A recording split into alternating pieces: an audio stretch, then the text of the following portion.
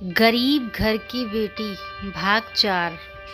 दूसरा बच्चा भी लड़का ही हुआ। सभी बहुत खुश थे और अंजलि खुशी से नाच रही थी। उसने बहुत प्यार से उसका नाम राजा रखा।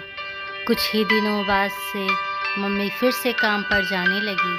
कन्हैया स्कूल और अंजलि अपने दूसरे भाई और घर के कामों में जतन में लग गई। अभी राजा को हुए 2 साल भी नहीं हुए थे कि पूरे विश्व में कोरोना का कहर छा गया। अंजलि के मम्मी पापा दोनों का काम छूट गया। उसके ज़्यादातर पड़ोसी गांव चले गए और बहुत सोच विचार के बाद अंजलि का परिवार भी गांव चला गया। 3 बच्चों की जिम्मेदारी और घर के खर्च के चलते उनकी जमा पूंजी भी खत्म होने लगी। हालात से परेशान होकर अंजलि के पापा ने शराब पीना शुरू कर दिया।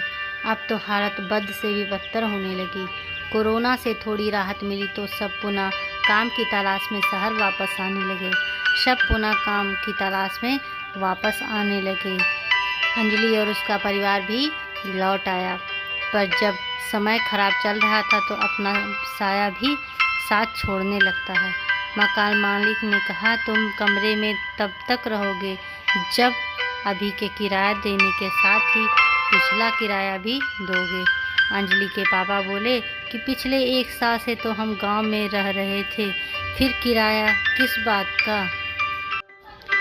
मकान मालिक गुस्से से चिल्लाया, हमें ज़्यादा कानून ना बताओ। 1 साल से अपने सड़े हुए सामानों से हमारा कमरा घेर कर बैठे हो और बोलते हो किराया किस बात का।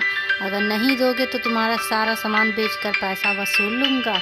तुम दूसरा घर देख लो।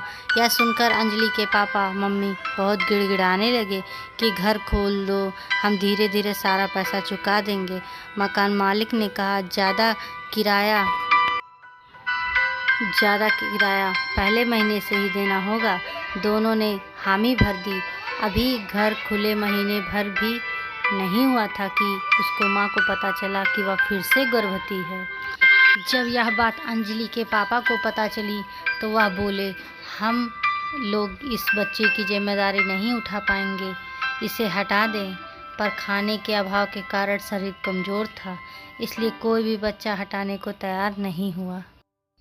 जिम्मेदारी इतनी सारी और काम ढंग से नहीं मिल रहा था। पैसे का अभाव दिन प्रतिदिन बढ़ता जा रहा था, इसलिए तंग आकर एक दिन अंजलि के पापा घर छोड़कर चले गए। अंजलि और उसकी माँ ने सब जगह उनको बहुत खोज करी, पर वह नहीं मिले। आगे पढ़ें गरीब की बेटी भाग 5 में। वीडियो अच्छी लगी हो तो लाइक सब्सक्राइब ज़रूर करिए और अगला पार्ट ज़रूर देखिए।